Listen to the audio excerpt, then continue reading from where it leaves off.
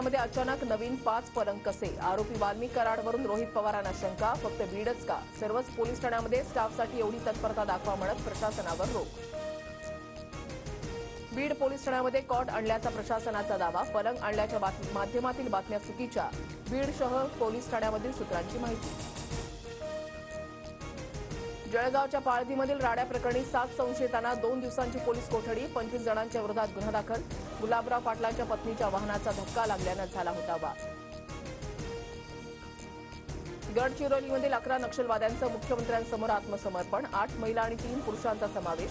आत्मसमर्पण करणाऱ्यांना पुनर्वसनासाठी लाखोंची रक्कम, 38 वर्ष नक्षली कारवायांमध्ये होता सहभाग.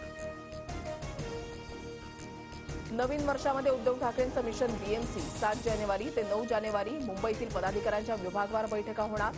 बैठकीमध्ये महानगरपालिका निवडणुकीच्या तयारीचा आढावा घेतला जाणार.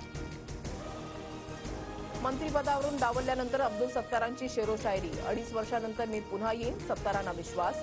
रावसाहेब दानवेंवर यांच्यावर सुद्धा निशाणा.